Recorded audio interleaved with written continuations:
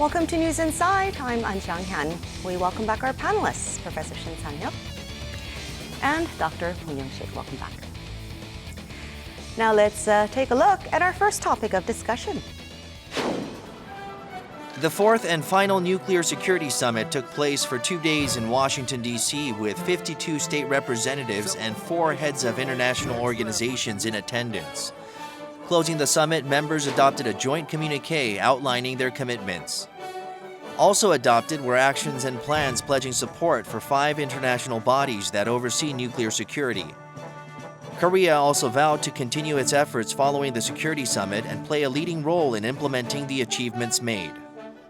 미국에 이어 2차 핵안보 정상회의를 개최했던 우리는 이번으로 종료되는 핵안보 정상회의의 후속 과정에서 핵안보 레짐을 더욱 발전시켜 나가는 데 주도적으로 기여하고자 합니다. Another major achievement from the president's trip to Washington is the series of sideline talks she held with other heads of state. After arriving on the 31st, the president held talks for a total of 3 hours and 10 minutes with leaders from the U.S., China, and Japan. Here, Seoul was able to reaffirm cooperation and commitment from other major partners on the issue of North Korea's nuclear program. 저는 전례 없이 강력한 안보리 대북 제재 결의 2270호가 채택된 만큼 이제 중요한 것은 결의를 철저히 이행해 나감으로써 북한이 핵포기 없이는 생존할 수 없음을 깨닫게 하는 것이라고 봅니다. 한미일 3국은 이를 위해 안보리 결의 이행뿐만 아니라 각국의 독자 대북 제재 조치 시행을 서로 긴밀하게 조율해 가면서 국제사회가 실효적으로 대북 압박을 강화하도록 국제사회와의 연대도 더 한층 강화해 나가기로 하였습니다. Eyes will remain on efforts such as these to see whether they will eventually lead to the easing of tensions on the Korean peninsula and draw Pyongyang out to the negotiating table.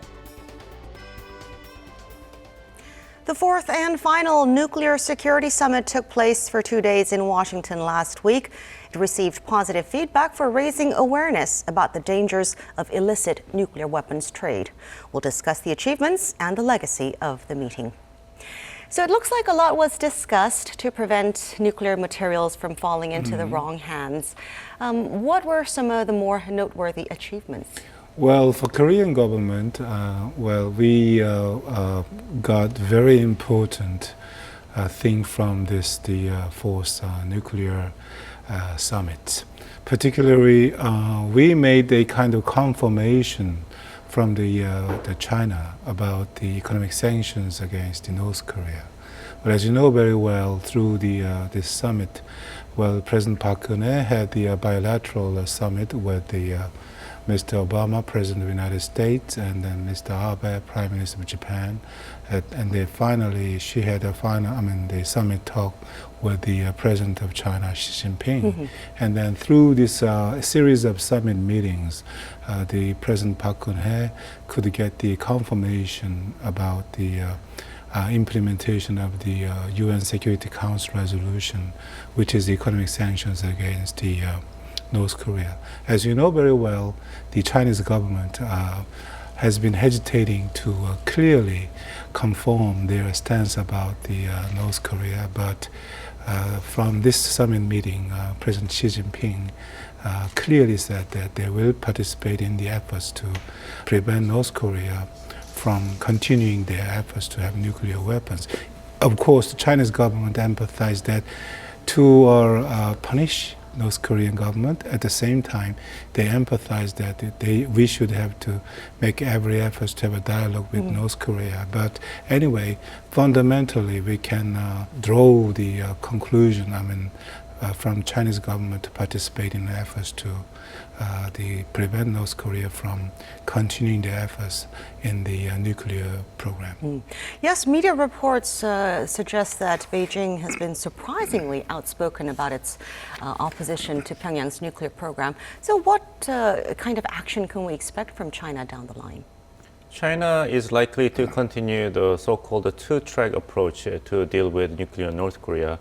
On one hand, it will maintain its commitment to implement the UN Security Council resolution to put very strong economic sanctions on North Korea, the UN Security Council resolution 2270, in full. But at the same time, China will still sponsor on behalf of North Korea to help settle the issue through dialogue, including the possible international conference to discuss the conclusion of peace treaty to put an end on the Korean War. So it's a dual play by China to try to get North Korea and other countries at the table for dialogue in the future. But as the main achievement of the Park Geun-hye at this nuclear security summit, that South Korea, Japan, and the United States confirmed their united front that this is not the time to talk about dialogue. It'll be too premature to withdraw the economic pressure on North Korea after its fourth nuclear test. So for foreseeable future, especially before and after North Korean regime will host the Party Congress in May, it'll be China on one hand talking about economic sanctions and peace treaty, and Japan, United States, and South Korea on the other hand talking about continued pressure on North Korea. We mentioned the bilateral and trilateral summit talks, but when holding a series of talks like this, there's said to be a calculated strategy behind how much time is allotted for each country and in what order they're placed. For example, Korea held summit talks with the U.S. before China. It spent a rather short session with Japan, but devoted more time to China. How much can we read into these arrangements? I mean, it is what it is. I mean, the meeting was not termed as North Korean Nuclear Security Summit. The purpose is Nuclear Security Summit. So all these series of trilateral and bilateral meetings that South Korea participated were taking place as a sideline meetings, not the main event.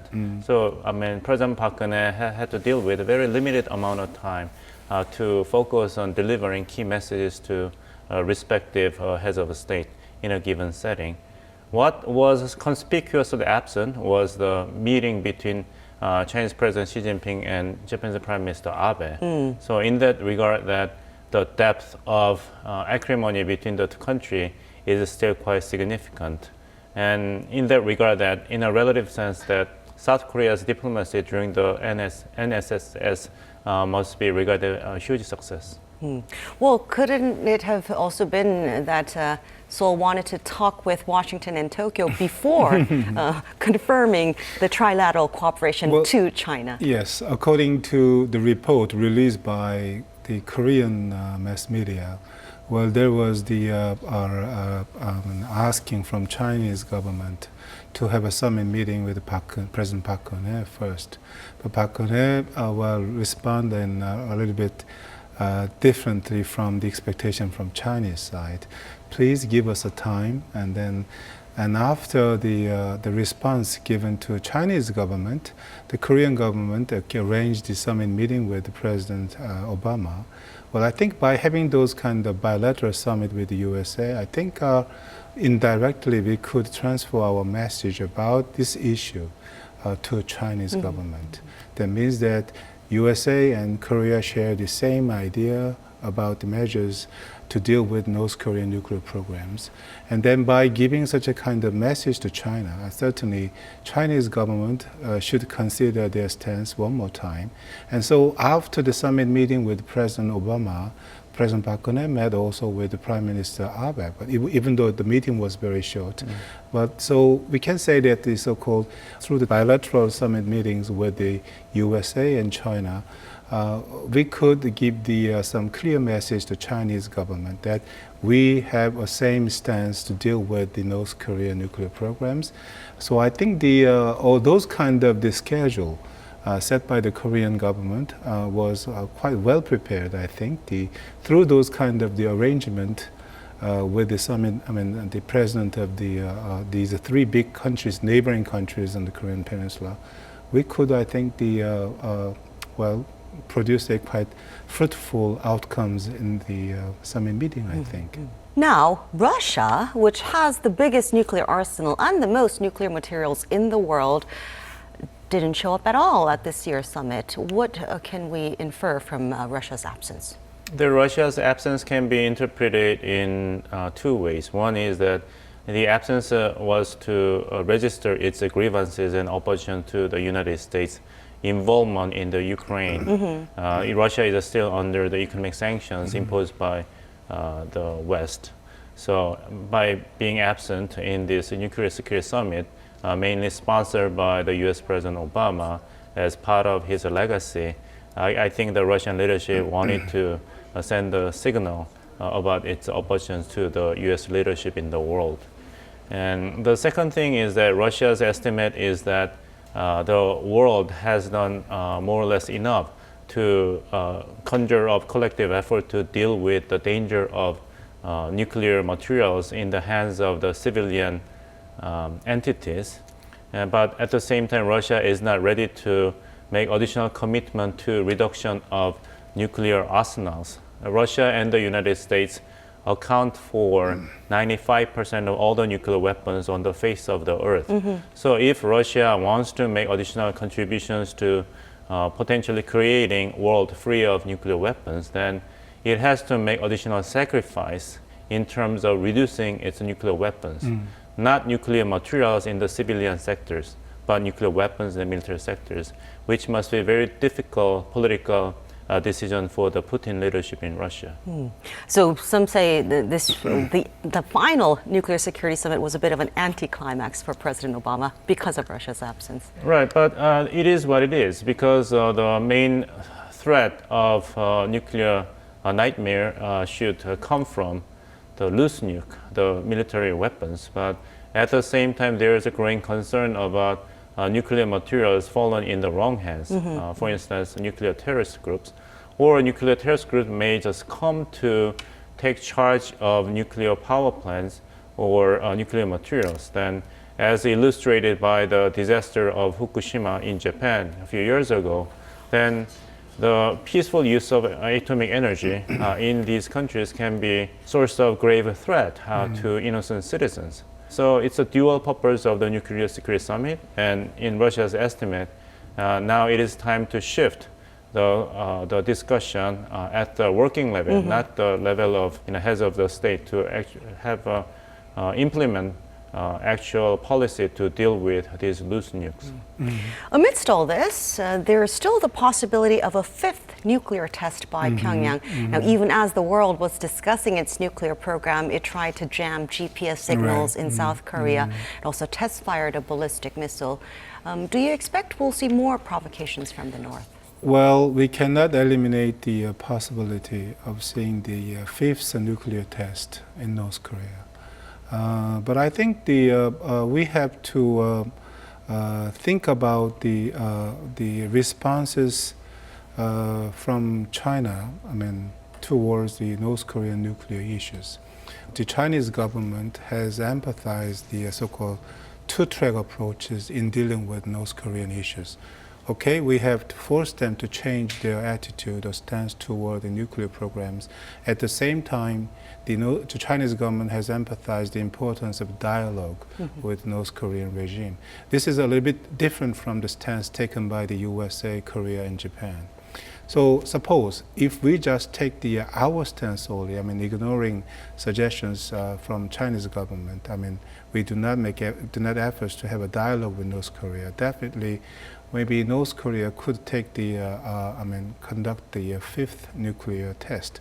If that is a kind of given condition, I think we have to take to some degree, we have to consider two-track approaches suggested by Chinese government in the relationship with North Korea. What I mean is that, of course, we have to put more priorities on some measures pushing North Koreans give up their nuclear programs. But at the same time, we should keep some rooms left for the dialogue with North Korea. Well, I think we have to take into account two things. One is that it has been only about a month since North Korea was put under the economic sanctions with the UN Security Council resolution and independent unilateral sanctions by South Korea, US, and Japan. So we have not really seen the clear evidence that North Korea has changed its strategic behavior because of the pressure generated from the economic sanctions. we might need to give sanctions more time to actually generate effect on North Korean leadership. And second point is that the more nuclear tests North Korean leadership conducts, the less weapon-grade nuclear materials will be left in the hands of North Korea, which will undermine its own nuclear capability. So North Korean leadership has to keep the right balance in calculating the strategic effect of conducting additional nuclear tests and maintaining its capability to continue to possess nuclear weapon capability in the long run. In the meantime, there is no more nuclear security summit, although there is a ministerial level IAEA conference coming up later this year. Now, looking back, what were some things that should have been dealt with at this summit, and how should discussions move forward from this point on? Well, we have to give a due credit to the Nuclear Security Summit for 4 summit meetings. Their big achievement is to consolidate international commitment to reducing the danger of nuclear materials that can be fallen in the wrong hands of international terrorists. And this was a really timely initiative by the United States, considering that it was held a few years after the United States and the world suffered from the 9/11 terrorist attack. So the Nuclear Security Summit for the past 6 years succeeded in persuading many nations to either eliminate permanently or dilute the weapon-grade materials, which would have accounted for 130 nuclear warheads. So we are safer by reducing, By 130 warheads. living with 130 less nuclear warheads. And 15 countries, including Taiwan, made a declaration that they would completely eliminate nuclear materials from their sovereign territories. So if we focus on eliminating nuclear weapons that we are familiar in the science fictions and movies, then the legacy of the nuclear summit meetings may be a little bit disappointing. But if we focus on dealing with the potential threat with the nuclear materials in the civilian sectors, I would like to score the legacy of the Nuclear Security Summit very highly. Well, President Park Geun-hye has promised Korea's full support for the IAEA when the ministerial conference takes over. So let's wait and see whether this Nuclear Security Summit will indeed leave a lasting legacy. Now, after a productive Washington visit, President Park Geun-hye moved on to Mexico, along with the biggest ever business delegation. Arirang News was there for close coverage. Here's a look at some of the highlights. President Park Geun-hye and her Mexican counterpart have wrapped up their first summit talks in Mexico While City. President Park Geun-hye and President Enrique Peña Nieto announced they would work towards a bilateral trade agreement. A business forum was also held on the sidelines of the summit Monday. It was an opportunity for Korean companies, especially small and medium-sized enterprises. Over 450 individual meetings took place, and a total of 33 deals were made, worth $86 million. In an interview with Mexican newspaper El Universal, she said a free trade pact between the two countries will be a win-win for both and a much efficient and faster way to boost trade than the Trans-Pacific Partnership, which Mexico is putting more priority in. So Korea and Mexico were able to strengthen their strategic partnership as a result of this trip. Many agreements were reached, MOUs signed. What do you think were some of the highlights from this trip? Well, in fact, in terms of economic cooperation between Korea and Mexico, the President Park Geun-hye made quite fruitful results. Well, through her state visit to Mexico, she drove the agreement from the Mexican government to restart the FTA negotiations. As you know very well, the negotiation was stopped because there was strong objection from the auto industries in Mexico, so it was stopped. So I think by having restart the FTA negotiations, definitely we could have the chance to promote the mutual the trade between two countries. So if I give you more detailed outcomes produced by her, there were signing of 34 MOUs between two governments, particularly to promote the mutual investment between two countries. And then the Mexican government right now considering the implementation of so-called big government project in the SOC sector. So Korean government maybe actually improve the possibility of the Korean companies' participation in this government-sponsored project in Mexico, particularly water supply, the project. Certainly this is the area, industrial sector, which we have comparative advantages in the competition with other companies coming from other countries. And also the biohealth sector, well, certainly this is one of the key industries designated by the Korean government as one of the strategic industries for the future Korean economy. Definitely there are much rooms for the future cooperation between two governments. So I want to give a very high credit on the summit diplomacy this time. Well, the size of the business delegation that accompanied President Park shows how much interest there is in Mexico from the Korean side. We know that Korean conglomerates are there already, present with their manufacturing facilities or new plans for building plants. But 88% of the group this time around were representing SMEs. Why do you think there is so much interest in the Mexican market by these smaller firms? Well, sheer size of Mexico as a trade market is a very attractive dimension for these small, medium-sized Korean companies. If you extend your strategic view on economic partnership by including Park Geun-hye administration's summit diplomacy that took place last year, then it makes sense to pour more investment in Mexico. Because this time last year in 2015, President Park Geun-hye launched summit diplomacy to 4 Latin American countries, including Brazil, Peru, Chile, and Colombia.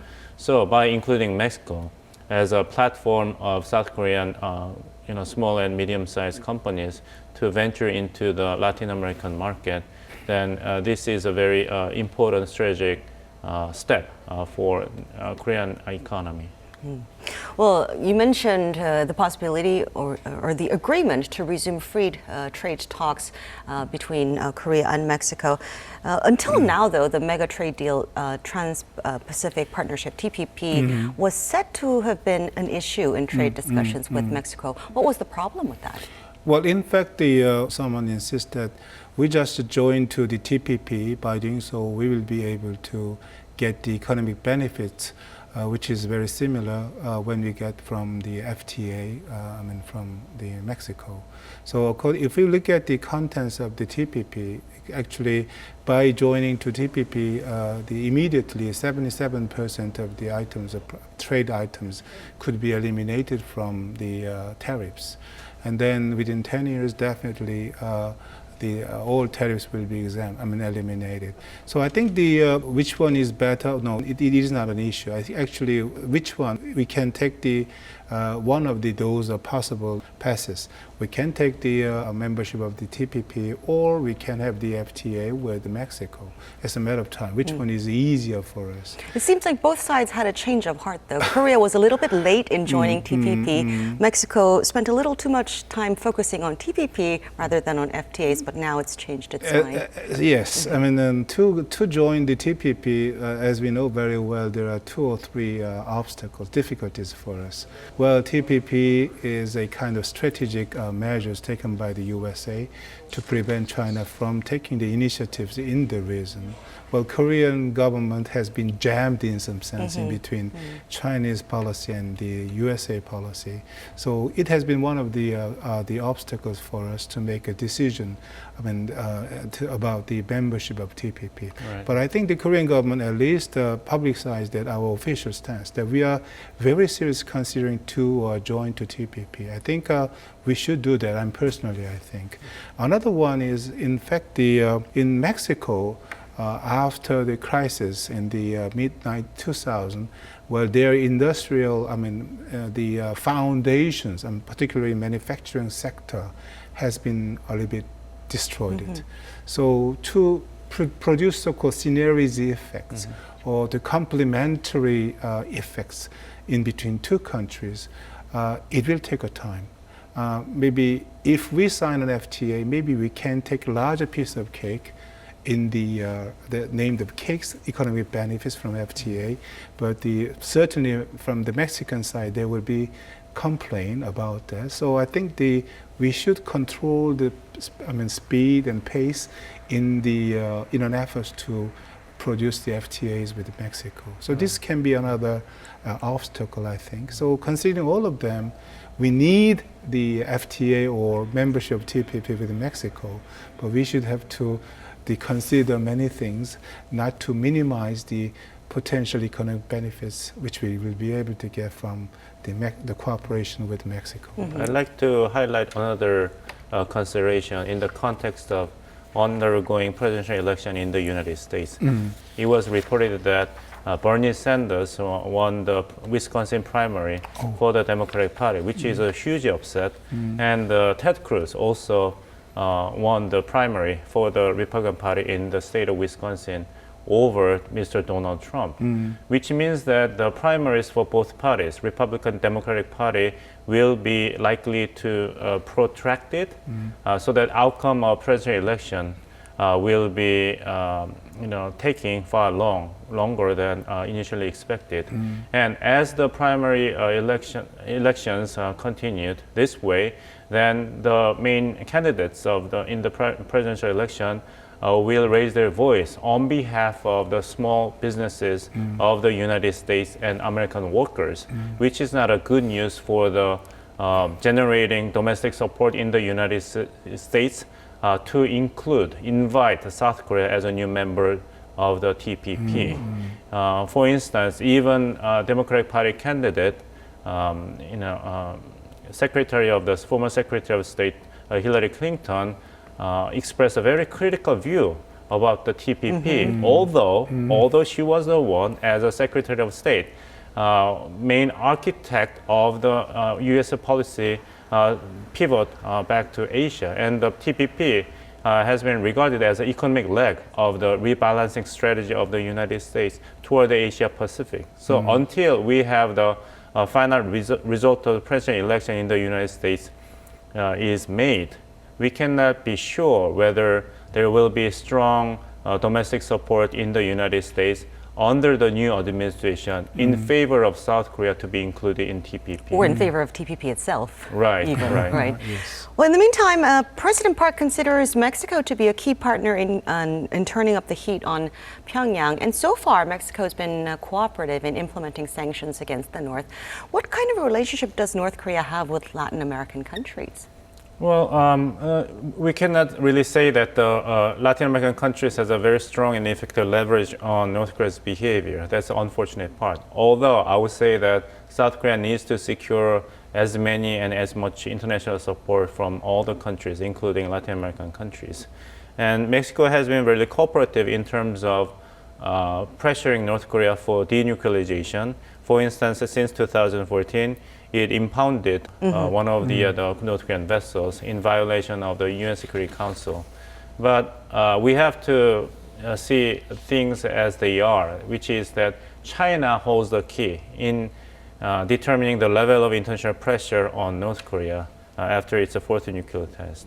And it is a very concerning development that the Jinpeng, the North Korean vessels, which used to be impounded by the Philippine government, had been released by the request of China. Among 31 ships under the OMM, which were banned by the UN Security Council resolution, 3 of them had been deleted from the list, and one of them was a Jinpeng, right, that allowed to just to be released from the Philippines. So we still do not see the concrete evidence that China was actually on board to fully and faithfully implement the economic sanctions on North Korea.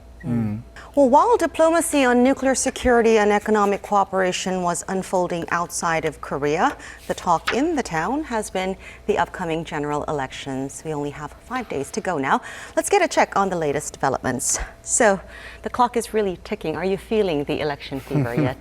Yes, there's a loud noise coming from the subway stations every morning. Oh, there's a truck driving by my house every 30 minutes or so as well. Are you feeling it too? Yeah, same, exactly the same. Well, I've seen some media reports labeling these elections as the worst ever. Why all the noise and criticism? Where did things start going wrong? Well, when they selected the candidates, party candidates, in the procedure, there were confusions or conflicts. Well, simply because there were different political frictions within a single party, not only in the ruling party but also in the opposition parties. So there was so huge noises in that procedure. But as we discussed already, there were no pledges, clear pledges coming from the both parties. The ruling parties and the opposition parties. So people said that when we heard about any news about the politics, they said, "Oh, I don't like it," and then I don't have any interest in the politics. So, such a kind of things became a kind of a predominant environment or perceptions which Koreans have about the politics. Well, this is maybe one of the feelings which most of the Koreans have at the moment about the general elections, I think. What I personally lament is that the election campaign is only allowed for such a short period of time. So it is very difficult for individual voters to make informed decision on the candidates. I don't think we are given enough time to actually get to know the candidates representing different political parties. Unless they're big name candidates. Big name candidates, but that does not necessarily mean that the big name candidates will be the best candidate for the specific district in this general election. So I think it is a legacy of the old days when the candidates were allowed to initiate their campaigns very early. Then there is a high probability of corruption and the money politics. But I think that election campaign rule may need to be revised for the sake of giving more time and better access for the voters to actually learn about the party platforms and the candidates themselves. Maybe give more time to voters and less time to parties right. to wrangle over the nomination process. And that is tied to, I believe, these very flash election campaigns that we witness these days, because these candidates are desperate to let them be known to the voters in a very limited amount of time. So they would go for something big, loud, flash, which undercuts the very sensible and informed conversation between the candidate and the voters. Well, in the end, voters will decide which party gets to win. So naturally, the campaign pledges cater to specific demographics or key voters. Who would they be in this case? Obviously, they might be different for each party. Right. Well, as Professor Shin pointed out, that it is a very difficult question to answer because there's no distinct differences in terms of party platforms across the political parties.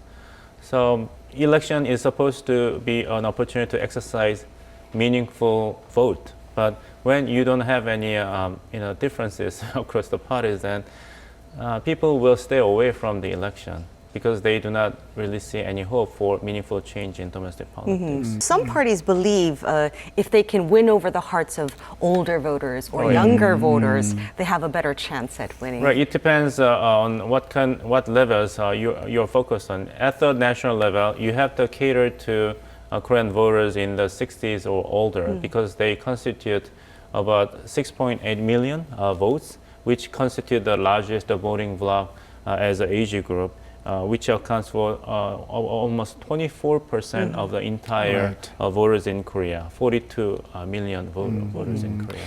So at the national level, you have to go after the senior voters. But if you're running in a district in Seoul, the capital city, or the metropolitan area in Gyeonggi province, then you have to go after the voters in the 40s because they are the largest voting bloc. If I add one thing more, as Dr. Wong pointed out, the senior voters, in terms of number of senior voters, increased by 1.7 million, comparing with 4 years. And then when you consider their participation rate, is very highest one among age the groups.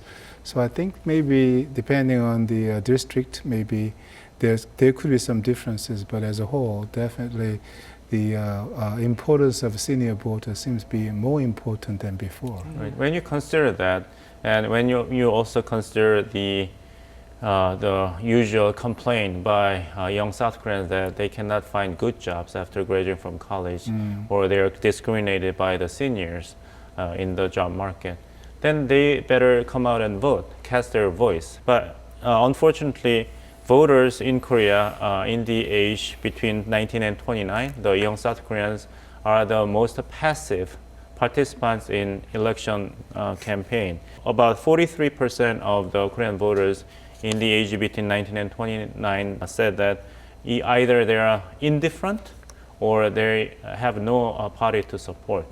So as long as these young South Korean voters do not make their voice heard in election, then it is only natural of political parties to focus on, pander to the interest and voice of the senior voters.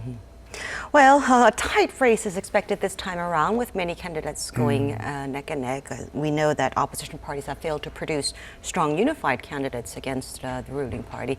How do you see the elections playing out? Well, according to the report, there are 253 election districts. In 120 election districts, no one take the lead at the moment. So, which means that it will be extremely difficult to make a forecast about the outcomes of the elections. Why? Well, the most important factors making the situation as it is the opposition parties fail to have the unify the candidates. So which means that the voters supporting for the opposition parties will be divided, split it, and while the supporters for ruling party will just keep the opinions in a way. So I think relatively we can say that the ruling party candidates have some advantages in comparing with the situations the opposition party candidates have. So I think this can be one of the factors which will create the very different outcomes like the forecast. And the second one is, in fact, the campaigning time period is very relatively short this time. And then the mass media just focusing on the not very important the issues. I don't know whether how much the percentages or importances they put on the pledges. So I think such a kind of shorter period, a campaign period, can be another obstacle in choosing the right candidates for the voters. So which means this can be the factor which will produce the very different the outcomes unlike our expectations. This general election is very different from other general elections in this regard.